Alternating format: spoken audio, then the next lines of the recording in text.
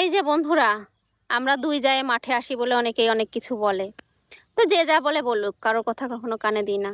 কারণ একদিন না খেয়ে থাকলে কেউ দেখতেও আসবে না, শুনতেও আসবে না।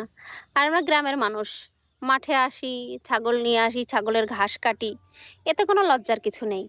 আমরা তো চুরি করেও খাচ্ছি না কিংবা কোনো খারাপ কাজ করছি না। মাঠে আসি, ছাগলগুলোকে নিয়ে আসি, ছাগলের খাইয়ে দাইয়ে কিছু ঘাস টাস কাটি। ওই দেখো পেছনে আমার ছাগল আছে, আমি আর আমার যা বসে পাহারা দিচ্ছি। ওদের খাওয়া দাওয়া হয়ে গেলে তারপর বাড়ি চলে যাব।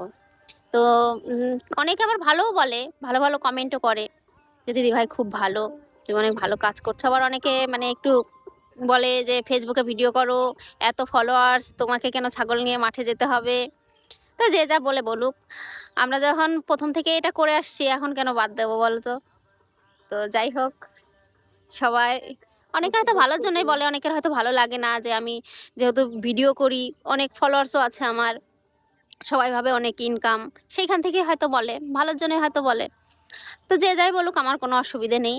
আমি মাঠে আসি, আসবো, আর সারা জীবন এসেই যাবো, আর আমার ভালোও লাগে এটা।